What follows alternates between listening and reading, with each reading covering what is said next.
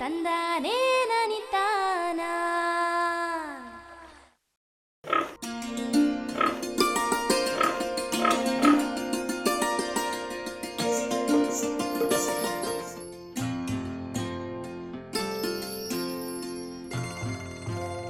ಕೃಷಿಯ ಜೊತೆಗೆ ಪಶುಸಂಗೋಪನೆ ಕೂಡ ಸಾಕಷ್ಟು ಅಭಿವೃದ್ಧಿ ಹೊಂದಿದೆ. ರೈತ ಬಾಂಧವರು ಈಗ ಪಶುಸಂಗೋಪನೆಯನ್ನು ಪ್ರಮುಖ ಉದ್ಯಮವಾಗಿ ಕೈಗೊಳ್ಳುತ್ತಿದ್ದಾರೆ.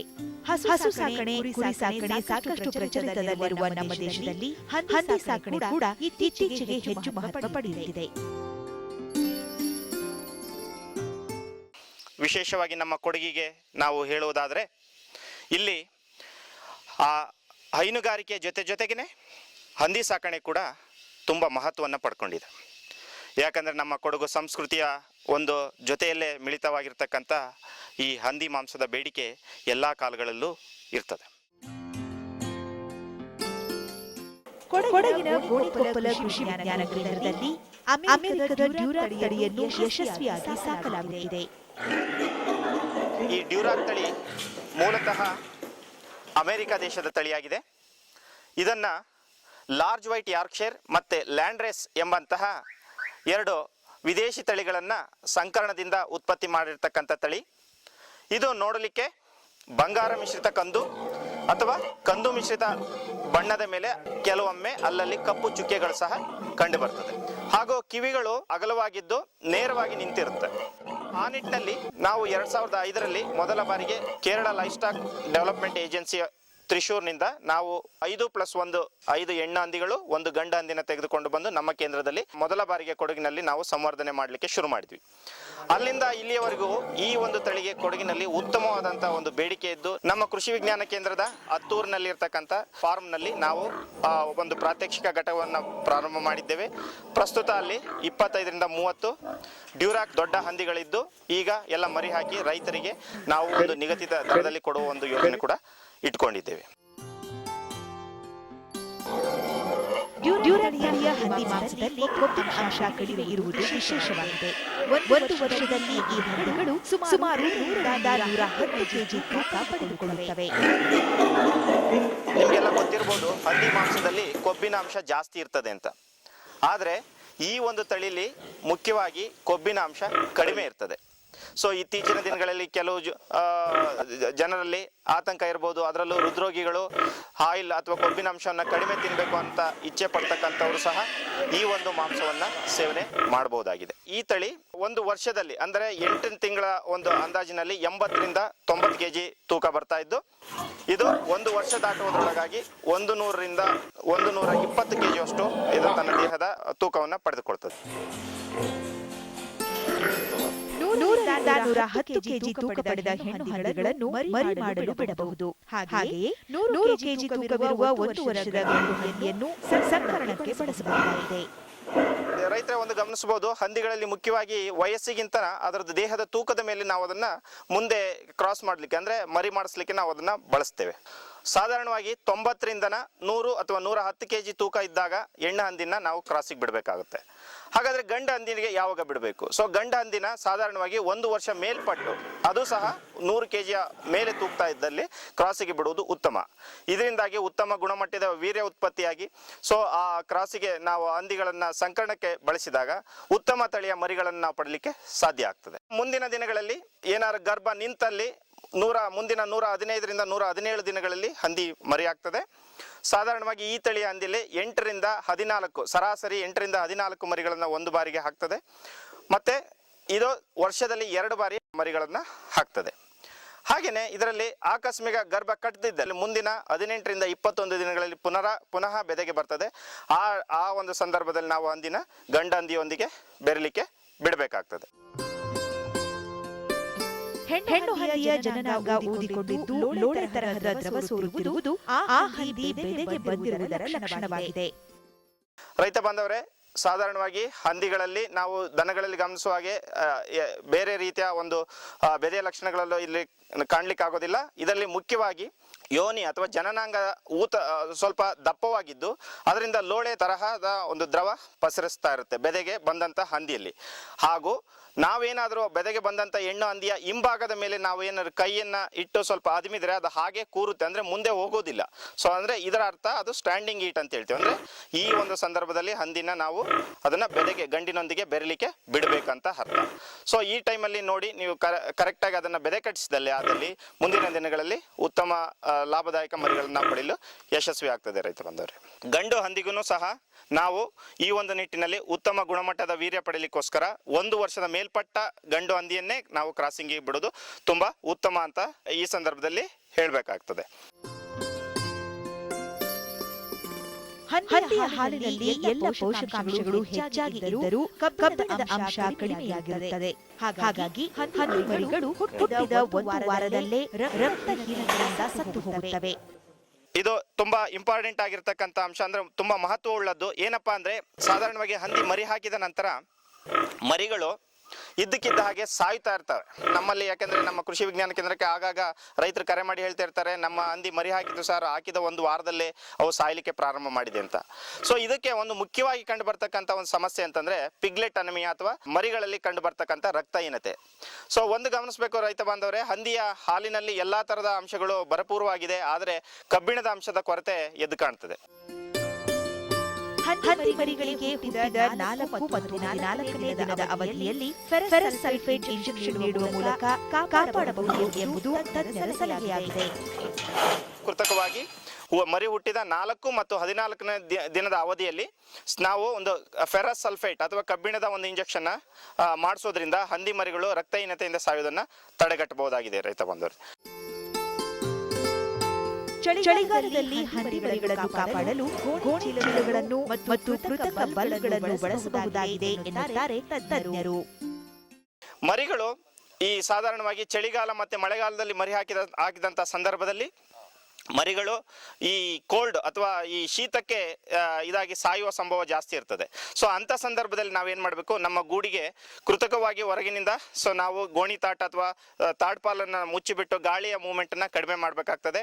ಹಾಗೆಯೇ ಕೃತಕವಾಗಿ ಉಷ್ಣತೆಯನ್ನು ಕೊಡಲಿಕ್ಕೋಸ್ಕರ ನಾವು ಈ 100 ರಿಂದ 200 ಕ್ಯಾಂಡಲ್ ಬಲ್ಬನ್ನು ಇನ್ಕ್ಯಾಂಡೆಸೆಂಟ್ ಬಲ್ಬನ್ನು ಹಾಕಿ ಕೃತಕವಾದ ಹೀಟನ್ನು ಕೊಡೋದ್ರಿಂದ ಮರಿಗಳು ಈ ಶೀತದಿಂದ ಸಾಯುವ ಪ್ರಮಾಣವನ್ನು ನಾವು ಕಡಿಮೆ ಮಾಡಬಹುದಾಗಿದೆ. ಹಂದಿ ಸರ್ವಭಕ್ಷಕ ಪ್ರಾಣಿಯಾಗಿದ್ದು ಅದಕ್ಕೆ ಸ್ಥೂಲ ಆಹಾರ ಮತ್ತು ಸಮತೋಲನ ಆಹಾರಗಳೆರಡನ್ನೂ ನೀಡಬೇಕು. ಹಂದಿಗಳಲ್ಲಿ ಮುಖ್ಯವಾಗಿ 2 ತರ ಆಹಾರವನ್ನು ನಾವು ಕಾಣ್ತೇವೆ. ಅಂದ್ರೆ 2 ತರ ಆಹಾರ ಅಂತಂದ್ರೆ ಒಂದು ಸ್ಥೂಲ ಆಹಾರ ಮತ್ತೆ ಸಮತೋಲನ ಆಹಾರ ಅಂತ. ಸ್ಥೂಲ ಆಹಾರ ಅಂತಂದ್ರೆ ನೀವು ಕೇಳ್ಬಹುದು ಏನೆಲ್ಲ ಸ್ಥೂಲ ಆಹಾರದಲ್ಲಿ ಬರ್ತದೆ. ಸ್ಥೂಲ ಆಹಾರ ಅಂದ್ರೆ ರೈತರೆ ಗಮನಿಸಬಹುದು, ಹಂದಿಗಳಲ್ಲಿ ನೀವು ಏನನ್ನು ಕೊಟ್ಟರು ಸಹ ಅದನ್ನ ತಿಂದುಬಿಟ್ಟು ಉತ್ತಮವಾದ ಮಾಂಸವಾಗಿ ಪರಿವರ್ತನೆ ಮಾಡುವ ಒಂದು ಕೆಪಾಸಿಟಿ ಇರೋದ್ರಿಂದ ಅದಕ್ಕೆ ನಾವು ಸರ್ವಭಕ್ಷಕ ಪ್ರಾಣಿ ಅಂತ ಕರಿತೀವಿ. ಸೊ ಅದರ ಹೊಟ್ಟೆ ಸಹ ನಮ್ಮ ಮನುಷ್ಯರ ತರನೇ ಸೇಮ್ ಅದೇ ರೀತಿಯಾಗಿರ್ತದೆ.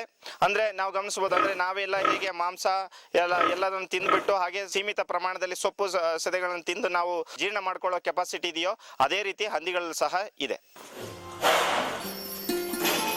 ಹೊಟ್ಟೆಯ ತ್ಯಾಜ್ಯ ಮತ್ತು ಇತರೆ ಆಹಾರ ತ್ಯಾಜ್ಯಗಳ ಜೊತೆಗೆ ಒಂದು ಪ್ರೌಢಾವಸ್ಥೆಯ ಹಂದಿಗೆ 1.5 ರಿಂದ 2 ಕೆಜಿ ಸಮತೋಲಿತ ಆಹಾರ ನೀಡುವುದು ಸೂಕ್ತ ಎಂಬುದು ತಜ್ಞರ ಅಭಿಪ್ರಾಯ. ಸೊ ಅದಕ್ಕೋಸ್ಕರ ಈ ಸ್ಥೂಲ ಆಹಾರದಲ್ಲಿ ಮುಖ್ಯವಾಗಿ ನಾವು ಗಮನಿಸಬೇಕಾಗಿದ್ದು ಈ ಹೋಟೆಲ್ ವೇಸ್ಟ್ ಇರ್ಬೋದು, ನಮ್ಮ ಅಡಿಗೆ ಮನೆ ವೇಸ್ಟ್ ಇರ್ಬೋದು, ಹಾಸ್ಟೆಲ್ಗಳ ವೇಸ್ಟ್ ಇರ್ಬೋದು, ಹಾಗೆ ಉಳಿಕೆ ತರಕಾರಿಗಳಿರ್ಬೋದು, ಮಾರುಕಟ್ಟೆಯಲ್ಲಿ ಸಿಗ್ತಕ್ಕಂಥ ತರಕಾರಿಗಳು ಇಷ್ಟನ್ನು ಸಹ ನಾವು ಹಾಕಿಬಿಟ್ಟು ಅದನ್ನ ಕೊಡ್ತಕ್ಕಂಥದ್ದು. ಅಂದ್ರೆ ಈ ಸ್ಥೂಲ ಆಹಾರದಲ್ಲಿ ಮುಖ್ಯವಾಗಿ ಹೊಟ್ಟೆ ತುಂಬಿಸ್ಕೊಳ್ಳಿಕ್ಕೆ ಆಗ್ತದೆ. ಸೊ ಇದರಲ್ಲಿ ಯಾವುದೇ ತರದ ಒಂದು ಪೌಷ್ಟಿಕಾಂಶಗಳನ್ನು ನಾವು ಎಕ್ಸ್ಪೆಕ್ಟ್ ಮಾಡ್ಲಿಕ್ಕೆ ಆಗೋದಿಲ್ಲ. ಸೊ ಅದಕ್ಕೋಸ್ಕರ ಏನ್ ಮಾಡ್ತೀವಿ ನಾವು, ಅದರ ಉತ್ತಮ ಬೆಳವಣಿಗೆಗೋಸ್ಕರ ನಾವು ಸಮತೋಲನ ಆಹಾರ ಅಂತ ಕೊಡಬೇಕಾಗ್ತದೆ. ಸೊ ಒಂದು ಪ್ರೌಢಾವಸ್ಥೆ ಹಂದಿ ಅಂದ್ರೆ 1 ವರ್ಷದಿಂದ 1.5 ವರ್ಷ ದಾಟಿರ್ತಕ್ಕಂಥ ಹಂದಿ ಸಾಧಾರಣವಾಗಿ 120 ರಿಂದ 150 ಕೆಜಿ ತೂಗ್ತಕ್ಕಂಥ ಒಂದು ಪ್ರೌಢಾವಸ್ಥೆ ಹಂದಿಗೆ ನಾವು 1.5 ರಿಂದ 2 ಕೆಜಿ ಅಷ್ಟು ಪ್ರತಿದಿನಕ್ಕೆ ಸಮತೋಲನ ಆಹಾರ ನಾವು ಕೊಡಬೇಕಾಗ್ತದೆ ರೈತ ಬಂದವರೇ. ಸೊ ಮರಿ ಹಾಕಿರೋ ಹಂದಿಗಳಿಗೂ ಸಹ 2 ರಿಂದ ಮರಿಗಳ ಸಂಖ್ಯೆಗೆ ಅನುಗುಣವಾಗಿ ನಾವು, ಯಾಕಂದ್ರೆ ಅದರಲ್ಲಿ ಹಾಲು ಉತ್ಪತ್ತಿ ಆಗ್ತಾ ಇರ್ತದೆ, ಸೊ ಅದನ್ನ ಇದು ಮಾಡ್ಲಿಕ್ಕೆ ಅಂದ್ರೆ ಅದನ್ನ ಕೂಡಿಸ್ಲಿಕ್ಕೋಸ್ಕರ ಅದರ ಜೊತೆಗೆ ಈ ಕ್ಯಾಲ್ಸಿಯಂ ಟಾನಿಕ್ನು ಸಹ ಸೇರಿಸಿ ನಾವು ಸಮತೋಲನ ಆಹಾರದಲ್ಲಿ ಕೊಡಬೇಕಾಗ್ತದೆ. ಸೊ ದಿನಕ್ಕೆ ಸಾಧಾರಣವಾಗಿ ಹಂದಿಗಳಿಗೆ 2 ಬಾರಿ ನಾವು ಆಹಾರವನ್ನ ಕೊಡಬೇಕಾಗ್ತದೆ. ಒಂದು ಬೆಳಿಗ್ಗೆ 9 ರಿಂದ 10 ಗಂಟೆ ಅವಧಿಗೆ, ಮತ್ತೆ ಸಂಜೆ 4 ರಿಂದ 5 ಗಂಟೆ ಅವಧಿಯಲ್ಲಿ ದಿನಕ್ಕೆ 2 ಬಾರಿ ನಾವು ಈ ರೀತಿ ಸಮತೋಲನ ಆಹಾರವನ್ನ ಕೊಡಬೇಕಾಗ್ತದೆ. ಸೊ ಒಟ್ಟು ದಿನಕ್ಕೆ ನಾವು ಕೊಡಬೇಕಾಗಿರೋ ಸಮತೋಲನ ಆಹಾರ 2 ರಿಂದ 2.5 ಕೆಜಿ ಮಾತ್ರ. ಮಾತ್ರ. ಸೊ ಅದನ್ನ 2 ಡೋಸ್ ಆಗಿ ನಾವು ಡಿವೈಡ್ ಮಾಡಿ ಕೊಡ್ತಕ್ಕಂಥದ್ದು ಪರಿಪಾಠ ಇದೆ. ಮರಿಗಳಿಗೋಸ್ಕರ ಹಂದಿ ಸಾಕಣೆ ಮಾಡುವವರು ಸ್ಥೂಲ ಆಹಾರದ ಬದಲಾಗಿ ಸಮತೋಲಿತ ಆಹಾರ ಮಾತ್ರ ನೀಡಿ ಅದರ ಕೊಬ್ಬುವಿಕೆಯನ್ನು ನಿಯಂತ್ರಿಸಬಹುದಾಗಿದೆ. ಅಂತೆಯೇ ಗರ್ಭಧಾರಣೆಗೆ ಆಗಬಹುದಾದ ತೊಡಕುಗಳನ್ನು ನಿವಾರಿಸಬಹುದಾಗಿದೆ. ನಮ್ಮ ಕೇಂದ್ರದಲ್ಲಿ ಮುಖ್ಯವಾಗಿ ನಾವು ಈಗ ಮಾಂಸದ ಉತ್ಪಾದನೆಗಾಗಿ ನಾವು ಮಾಡದೇ ಇರೋದ್ರಿಂದ ಸೊ ಮುಖ್ಯವಾಗಿ ನಾವು ಮರಿಗಳ ಉತ್ಪಾದನೆ ಮಾಡ್ತಾ ಇದೀವಿ ಇಲ್ಲಿ. ಸೊ ಅದಕ್ಕೋಸ್ಕರ ನಾವೇನ್ ಮಾಡ್ತಾ ಇದೀವಿ, ಈ ಸ್ಥೂಲ ಆಹಾರವನ್ನು ಕೊಡುವ ಒಂದು ಪರಿಪಾಠ ಇಲ್ಲ ನಮ್ಮಲ್ಲಿ. ಸೊ ಅದಕ್ಕೋಸ್ಕರ ಈ ರೈತರ ಮಟ್ಟದಲ್ಲಿ ಮಾಡುವಾಗ ಈ ಸ್ಥೂಲ ಆಹಾರವನ್ನು ಮತ್ತು ಸಮತೋಲ ಆಹಾರವನ್ನು ಕೊಡಬಹುದು. ಆದರೆ ನಮ್ಮಂತ ಗೌರ್ಮೆಂಟ್ ಇನ್ಸ್ಟಿಟ್ಯೂಷನ್ ಅಲ್ಲಿ ಮಾಡುವಾಗ ನಮಗೆ ಸ್ವಲ್ಪ ರೆಸ್ಟ್ರಿಕ್ಷನ್ಸ್ ಇರೋದ್ರಿಂದ ನಾವು ಈಗ ಪ್ರಸ್ತುತ 3.5 ರಿಂದ 4 kg ಪ್ರೌಢಾವಸ್ಥೆಯ ಹಂದಿಗಳಿಗೆ ಒಂದು ದಿನಕ್ಕೆ ಸಮತೋಲನ ಆಹಾರ ಕೊಟ್ಟು ನಾವು ಸಾಕ್ತಾ ಇದೀವಿ. ಸೊ ನಮ್ಮ ಉದ್ದೇಶ ಮುಖ್ಯವಾಗಿ ಇಲ್ಲಿ ಮರಿ ಮಾಡೋದು. ಸೊ ಮರಿ ಮಾಡುವ ಉದ್ದೇಶ ಇರೋದ್ರಿಂದ ನಾವು ಒಂದು ನಿರ್ದಿಷ್ಟ ಪ್ರಮಾಣದಲ್ಲಿ ಆಹಾರ ಕೊಡೋದ್ರಿಂದ ಅವು ಕೊಬ್ಬುವಿಕೆಯನ್ನ ನಾವು ತಡೆಗಟ್ಟಬಹುದು. ಇದರಿಂದಾಗಿ ಮುಂದೆ ಮರಿ ಹಾಕಲಿಕ್ಕೆ ಏನಾದ್ರು ಸಮಸ್ಯೆಗಳು ಬರ್ತಾ ಇದ್ರೆ ಅದನ್ನು ಸಹ ನಾವು ತಡೆಗಟ್ಟಬಹುದಾಗಿದೆ. ಆದ್ರೆ ರೈತರು ಏನಾಗ್ತದೆ, ಕೆಲವರು ಈಗ ಒಂದು ಜೊತೆ ಹಂದಿಗಳನ್ನು ತಗೊಂಡೋಗಿರ್ತಾರೆ. ಸಾಧಾರಣವಾಗಿ ಇಲ್ಲಿ ನಮ್ಮ ಕೊಡಗಿಗೆ ನಾವು ಹೇಳೋದಾದ್ರೆ ಒಂದು ಸ್ಥಳೀಯ ಹಬ್ಬ ಬರ್ತದೆ, ಕೈಲ್ ಮುಹೂರ್ತ ಅಂತ ಹೇಳ್ತೀವಿ. ಸಾಧಾರಣ ಎಲ್ಲ ಕೃಷಿ ಚಟುವಟಿಕೆ ಮುಗಿದ ನಂತರ ಸೆಪ್ಟೆಂಬರ್ ತಿಂಗಳಲ್ಲಿ ಬರ್ತದೆ. ಆ ಒಂದು ಸಂದರ್ಭದಲ್ಲಿ ಮುಖ್ಯವಾಗಿ ಹಂದಿಯ ಮಾಂಸಕ್ಕೆ ಎಲ್ಲಿಲ್ಲದ ಬೇಡಿಕೆ ಇರ್ತದೆ. ಸೊ ಅದಕ್ಕೋಸ್ಕರ ಏನ್ ಮಾಡ್ತಾರೆ, ಒಂದು ಮರಿನ ತೆಗೆದುಕೊಂಡು ಬಿಟ್ಟು 1 ವರ್ಷ ಪೂರ್ತಿ ಸಾಕುವಂತದ್ದು ಪರಿಪಾಠ ಇದೆ. ಅಂದ್ರೆ ಮುಖ್ಯವಾಗಿ ಅವರು ಕೊಬ್ಬಿಸ್ತಾರೆ ಅದನ್ನ. ಸೊ ಅದನ್ನ ಮಾಂಸಕ್ಕಾಗಿ ಬೆಳೆಸುವಾಗ ಯಥೇಷ್ಟವಾಗಿ ಎಲ್ಲಾ ತರದ ಆಹಾರವನ್ನು ಕೊಟ್ಟು ಅದನ್ನ ನಾವು ಸಾಕಬಹುದಾಗಿದೆ. ಏನೂ ಇಲ್ಲದಂತ ಸಣ್ಣ ರೈತ ಸಹ 1 ರಿಂದ 1 ಜೊತೆ ಹಂದಿ ಮರಿಗಳನ್ನು ತೆಗೆದುಕೊಂಡು 1 ವರ್ಷ ಸಾಕಿದಲ್ಲಿ ಖಂಡಿತವಾಗಿ ಅವನಿಗೆ ತುಂಬಾ ಲಾಭದಾಯಕ ಅಂತ ಈ ಸಂದರ್ಭದಲ್ಲಿ ಹೇಳಬೇಕಾಗ್ತದೆ. ಹಂದಿ ಗೂಡುಗಳು ಪೂರ್ವ ಪಶ್ಚಿಮಾಭಿಮುಖವಾಗಿದ್ದು ಎತ್ತರದ ಪ್ರದೇಶದಲ್ಲಿರುವುದು ಉತ್ತಮ. ಹೆಚ್ಚಿನ ಗಾಳಿ ಮತ್ತು ಮಳೆಯಿಂದ ರಕ್ಷಣೆ ನೀಡುವ ರೀತಿಯಲ್ಲಿ ಹಂದಿ ಗೂಡುಗಳನ್ನು ರಚಿಸಬೇಕು. ಅಷ್ಟೇನು ವ್ಯವಸ್ಥಿತವಲ್ಲದ ಗೂಡುಗಳು ಬೇಡದೇ ಇದ್ರೂ ಸಹ ಮುಖ್ಯವಾಗಿ ಹಂದಿಗಳಲ್ಲಿ ನಾವು ಅದರ ತೂಕ ಮತ್ತು ವಯಸ್ಸಿಗೆ ಅನುಗುಣವಾಗಿ ವಿಸ್ತೀರ್ಣವನ್ನು ನಾವು ತೆಗೆದುಕೊಳ್ತೇವೆ. ಯಾವತ್ತು ಹಂದಿಗೂಡು ಪೂರ್ವ ಪಶ್ಚಿಮ ಅಭಿಮುಖವಾಗಿರಬೇಕು, ಮತ್ತೆ ಎತ್ತರ ಪ್ರದೇಶದಲ್ಲಿ ಇದ್ರೆ ಒಳ್ಳೆಯದು. ಹಾಗೆ ಜಾಸ್ತಿ ಗಾಳಿ ಮತ್ತೆ ಮಳೆಯಿಂದ ಅದು ರಕ್ಷಣೆ ಕೊಡುವ ಹಾಗಿರಬೇಕು. ಮೇಲ್ಛಾವಣಿ ತಂಪಾಗಿರುವಂತೆ ನೋಡಿಕೊಳ್ಳುವುದು ಅವಶ್ಯ. ಬೇಸಿಗೆ ಟೈಮಲ್ಲಿ ಎಸ್ಪೆಷಲಿ ಮಾಡೋ ಅಂತ ನಾವು ರೂಫ್ ಅಂತ ಏನ್ ಹೇಳ್ತೀವಿ. ಸೊ ಅದು ಯಾವುದೇ ತರದ ಒಂದು ಬಿಸಿ ಅಥವಾ ಉಷ್ಣತೆಯಿಂದ ಕೂಡಿರಬಾರ್ದು. ಅದಕ್ಕೋಸ್ಕರ ನಾವೇನ್ ಮಾಡ್ತೀವಿ, ಇತ್ತೀಚಿನ ದಿನಗಳಲ್ಲಿ ಆಸ್ಬೆಸ್ಟೋ ಶೀಟ್ ಅಥವಾ ಟೈಲ್ಸ್ ಹಾಕಿದ್ದಲ್ಲಿ ಮೇಲೆ ಅದಕ್ಕೆ ಸೋಗೆ ಗರಿ ಅಥವಾ ತೆಂಗಿನ ಗರಿ ಇಲ್ಲ ಭತ್ತದ ಹುಲ್ಲನ್ನ ಹಾಕಿ ಅಂತ ಹೇಳ್ತೇವೆ. ಇಲ್ಲ ದಿನಕ್ಕೆ 2 ಬಾರಿ ಮೇಲೆ ನೀರು ಚಿಮುಕ್ಸುವಾಗಿ ಹೇಳ್ತೀವಿ. ಇದರಿಂದಾಗಿ ಏನಾಗ್ತದೆ, ಉಷ್ಣತೆಯ ಹೀಟ್ ಸ್ಟ್ರೆಸ್ ಅಂತ ಏನ್ ಹೇಳ್ತೀವಿ ಹಂದಿಗಳಿಗೆ. ಯಾಕಂದ್ರೆ ಎಲ್ಲರಿಗೂ ಗೊತ್ತಿರುವ ಹಾಗೆ ಹಂದಿಗಳಿಗೆ ಬೆವರು ಗ್ರಂಥಿ ಇರೋದಿಲ್ಲ. ಸೊ ಅದರದ ಏನೇ ದೇಹದಲ್ಲಿ ಉತ್ಪತ್ತಿಯಾದಂತ ಉಷ್ಣತೆಯನ್ನ ಅದು ಉಸಿರಾಟದ ಮೂಲಕ ಅಥವಾ ಗಂಜಲದ ಮೂಲಕನೇ ಹೊರಗೆ ಹಾಕಬೇಕಾಗಿರುತ್ತೆ. ಆ ಒಂದು ದೃಷ್ಟಿಯಿಂದ ನೋಡಿದಾಗ ನಾವು ಈ ಬೇಸಿಗೆ ಟೈಮಲ್ಲಿ ಸೊ ರೂಫ್ ಮೇಲೆ ನೀರು ಹಾಕೋದ್ರಿಂದ ತಂಪಾಗಿ ಇರಿಸಬಹುದಾಗಿದೆ. ಹಾಗೆ ಸಹ ನಾವು ವ್ಯವಸ್ಥಿತವಾಗಿ 10 ರಿಂದ 10+1 ಘಟಕ ಅಥವಾ 5+1 ಘಟಕ ಅಂದ್ರೆ 5 ಹೆಣ್ಣು 1 ಗಂಡು ಅಥವಾ 10 ಹೆಣ್ಣು 1 ಗಂಡು ಘಟಕ ಮಾಡುವಲ್ಲಿದ್ದಲ್ಲಿ ಒಂದು ವ್ಯಾಲೋಯಿಂಗ್ ಟ್ಯಾಂಕ್ ಅಂತ ಹೇಳ್ತೀವಿ. ಅಂದ್ರೆ ಒಂದು ಸಣ್ಣ ನೀರಿನ ತೊಟ್ಟಿ, ಸಾಧಾರಣವಾಗಿ 3 ಅಡಿ ಅಗಲ 5 ಅಡಿ ಉದ್ದ ಮತ್ತೆ ಅರ್ಧ ಅಡಿಯಷ್ಟು ಆಳ. ಸೊ ಈ ರೀತಿಯ ಒಂದು ನೀರಿನ ತೊಟ್ಟಿ ಮಾಡಿದಲ್ಲಿ ನಾವು ಕ್ಲೀನ್ ಮಾಡುವ ಟೈಮಲ್ಲಿ ಅಥವಾ ದಿನದ ಉಷ್ಣತೆ ಹೆಚ್ಚಾದ ಸಮಯದಲ್ಲಿ ಹಂದಿಗಳು ಹೋಗಿ ಅದರಲ್ಲಿ ಬಿದ್ದು ಹೊರಳಾಡಿ ತಮ್ಮ ದೇಹದ ಉಷ್ಣತೆಯನ್ನು ಹೊರಗಾಕ್ಲಿಕ್ಕೆ ಸಹಕಾರಿಯಾಗ್ತದೆ. ಒಂದು ಜೊತೆ ಪ್ರೌಢಾವಸ್ಥೆಗೆ ಬಂದ ಹಂದಿಗಳ ಗೂಡು 10 ಅಡಿ ಅಗಲ 20 ಅಡಿ ಉದ್ದ ಇರುವುದು ಅನುಕೂಲಕರ ಎನ್ನುತ್ತಾರೆ ತಜ್ಞರು. ಸಾಧಾರಣವಾಗಿ ಒಂದು ಪ್ರೌಢಾವಸ್ಥೆಯ ಹಂದಿಗೆ ಅಂದ್ರೆ ಒಂದು ಜೊತೆ ಹಂದಿಗೆ 1 ವರ್ಷ ದಾಟಿದಂತ ಒಂದು ಗಂಡು ಒಂದು ಹೆಣ್ಣು ಹಂದಿಗೆ ಸಾಧಾರಣವಾಗಿ 10 ಅಡಿ ಅಗಲ 20 ಅಡಿ ಉದ್ದ ಇರ್ತಕ್ಕಂಥ ಒಂದು ಕೊಠಡಿಯನ್ನ ನಾವು ಮಾಡಬೇಕಾಗ್ತದೆ. ಸೊ ಇದರಲ್ಲಿ ಏನಾಗ್ತದೆ, ಈ 20 ಅಡಿ ಉದ್ದದಲ್ಲಿ 10 ಅಡಿಗೆ ನಾವು ರೂಫ್ ಹಾಕಿರ್ತೀವಿ, ಇನ್ನು 10 ಅಡಿ ಓಪನ್ ಆಗಿ ಬಿಟ್ಟಿರ್ತೇವೆ. ಓಪನ್ ಅಂತಂದ್ರೆ ಅದಕ್ಕೆ ನೇರವಾಗಿ ಬಿಸಿಲಿನ ಕಿರಣಗಳು ಬೀಳ್ತಾ ಇರ್ತದೆ. ಇನ್ನ 10 ಅಡಿ ಒಳಗೆ ಇರತಕ್ಕಂಥದ್ದು ಯಾವುದೇ ತರದ ಮಳೆ ಗಾಳಿಯಿಂದ ರಕ್ಷಣೆಯನ್ನ ಕೊಡ್ತಿರ್ತದೆ. ಸೊ ಹಾಗೆ ಆ ಗೂಡಿನಲ್ಲಿ ಒಂದು ಭಾಗದಲ್ಲಿ ನೀರಿಗೆ ಮತ್ತೆ ಇನ್ನೊಂದು ಭಾಗದಲ್ಲಿ ನಾವು ಆಹಾರವನ್ನು ಹಾಕ್ಲಿಕ್ಕೆ ಒಂದು ಸಣ್ಣ ತೊಟ್ಟಿಯನ್ನ ನಿರ್ಮಿಸಬೇಕಾಗ್ತದೆ. ಇದರ ವಿಸ್ತೀರ್ಣ ಬಂದ್ಬಿಟ್ಟು 1 ರಿಂದ 1.5 ಅಡಿ ಅಗಲ, ಹಾಗೆ ಉದ್ದ ಬಂದ್ಬಿಟ್ಟು 3 ಅಡಿ ಅಷ್ಟು ಉದ್ದ ಒಂದೊಂದು ತೊಟ್ಟಿ ಇರ್ತದೆ. ಆಯಾ ಹಂದಿಗೆ ಹಾಕೋದ್ರಿಂದ ಇದು ಒಂದು ತೊಟ್ಟಿಲ್ಲೇ ಸೊ ಆಹಾರವನ್ನ ಯಾವುದೇ ತರದ ವೇಸ್ಟ್ ಮಾಡಿದಾಗೆ ತಿನ್ಲಿಕ್ಕೆ ಸಹಕಾರಿ ಆಗ್ತದೆ. ಸೊ ಹಾಗೆ ಈ ನಿಟ್ಟಿನಲ್ಲಿ ನೋಡಿದಾಗ ನಾವು ಹಂದಿಗೆ ಬೇಸಿಗೆ ಸಮಯದಲ್ಲಿ ಎಸ್ಪೆಷಲಿ ಬೇಸಿಗೆ ಸಮಯದಲ್ಲಿ ಅದರ ದೇಹದ ಮೇಲೆ ನಾವು ನೀರು ಚಿಮುಕಿಸೋದ್ರಿಂದ ಅದರ ಉತ್ಪಾದಕತೆಯನ್ನು ನಾವು ಹೆಚ್ಚಿಸಬಹುದಾಗಿದೆ. ಹಂದಿ ಮಾಂಸಕ್ಕೆ ಬೇಡಿಕೆ ಹೆಚ್ಚುತ್ತಿರುವುದರಿಂದ ಮಾರುಕಟ್ಟೆಯ ಸಮಸ್ಯೆ ಇಲ್ಲ. ಅದರಲ್ಲೂ ಕೊಡಗಿನ ಭಾಗದಲ್ಲಿ ಇದು ಅತ್ಯಂತ ಲಾಭದಾಯಕ ಉದ್ಯಮವಾಗಿದೆ.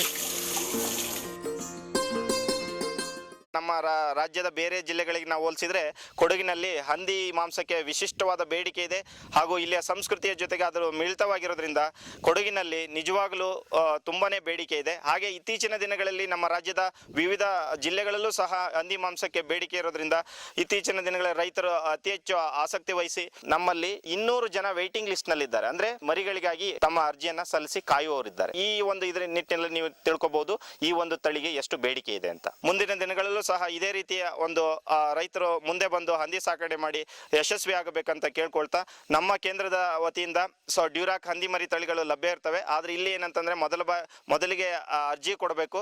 ನಮ್ಮ ಲಭ್ಯತೆಯ ಆಧಾರದ ಮೇಲೆ ನಾವು ಅವರಿಗೆ ಹಂದಿ ಮರಿಯನ್ನ ವಿತರಿಸ್ತೇವೆ. ನಮ್ಮಲ್ಲಿ ಈಗ ನಿಗದಿತ ದರ ಇದೆ. ಈಗ ಹಾಲಿ ನಮ್ಮಲ್ಲಿ 3,000ಕ್ಕೆ 2 ರಿಂದ 3 ತಿಂಗಳ ವಯಸ್ಸಿನ ಒಂದು ಹಂದಿಗೆ ನಮ್ಮಲ್ಲಿ 3,000ವನ್ನ ಚಾರ್ಜ್ ಮಾಡ್ತಾ ಇದ್ದೇವೆ. ಸೊ ಈ ಒಂದು ಸದಾವಕಾಶವನ್ನ ಎಲ್ಲ ರೈತ ಬಾಂಧವರು ಇದನ್ನ ಬಳಸ್ಕೊಳ್ಬೇಕು ಅಂತ ಹೇಳ್ತೇವೆ. ಮತ್ತೆ ನಮ್ಮ ಘಟಕದ ವತಿಯಿಂದ ಬರೀ ನಮ್ಮ ಜಿಲ್ಲೆಗೆ ಸೀಮಿತವಾಗಿ ಮಾತ್ರ ನಾವು ಹಂದಿ ಮರಿಗಳನ್ನ ಕೊಡ್ತಕ್ಕಂಥದ್ದು. ಅಂದ್ರೆ ಕೊಡಗು ಜಿಲ್ಲೆಗೆ ಮಾತ್ರ ಸೀಮಿತವಾಗಿ, ಯಾಕಂದ್ರೆ ನಮ್ಮ ಕೃಷಿ ವಿಜ್ಞಾನ ಕೇಂದ್ರ ಜಿಲ್ಲಾ ಮಟ್ಟದ ಸಂಸ್ಥೆಯಾಗಿದ್ದು ನಮ್ಮ ಕೊಡಗಿಗೆ ಮಾತ್ರ ಸೀಮಿತವಾಗಿ ಕೆಲಸ ಮಾಡ್ತಾ ಇರ್ತದೆ. ಡ್ಯೂರಾಕ್ ಹಂದಿಗಳನ್ನು ಸಾಕಲು ಬಯಸುವ ರೈತ ಬಾಂಧವರು ತಮ್ಮ ಹತ್ತಿರದ ಕೃಷಿ ವಿಜ್ಞಾನ ಕೇಂದ್ರಕ್ಕೆ ಮನವಿ ಸಲ್ಲಿಸಿ ನಿಯಮಿತ ದರದಲ್ಲಿ ಅವನ್ನು ಪಡೆಯಬಹುದಾಗಿದೆ. ರಾಜ್ಯದ ಬೇರೆ ಜನಗಳು ಮಾಡಬೇಕಂತ ಇಚ್ಛೆ ಇದ್ದಲ್ಲಿ ಬೇರೆ ಜಿಲ್ಲೆಯ ರೈತರಿಗೆ ನಾವು ನೇರವಾಗಿ ಕೊಡ್ಲಿಕ್ಕೆ ಬರೋದಿಲ್ಲ. ಯಾಕಂದ್ರೆ ಇದು ಜಿಲ್ಲೆಗೆ ಸೀಮಿತವಾದ ಸಂಸ್ಥೆ ಆಗಿರ್ತದೆ. ಅವರಿಗೆ ಬೇಕಾದಲ್ಲಿ ಆಯಾ ಪ್ರತಿ ಜಿಲ್ಲೆಗೂ ಒಂದು ಕೃಷಿ ವಿಜ್ಞಾನ ಕೇಂದ್ರ ಅಂತ ಇರ್ತದೆ. ಸೊ ಅದರ ಮೂಲಕ ಅವರು ಅರ್ಜಿಯನ್ನು ಹಾಕಿಕೊಂಡು ಅವ್ರ ಮೂಲಕ ತರಿಸ್ಕೊಂಡು ಅವರು ಸಾಕ್ಬೋದಾಗಿರ್ತದೆ.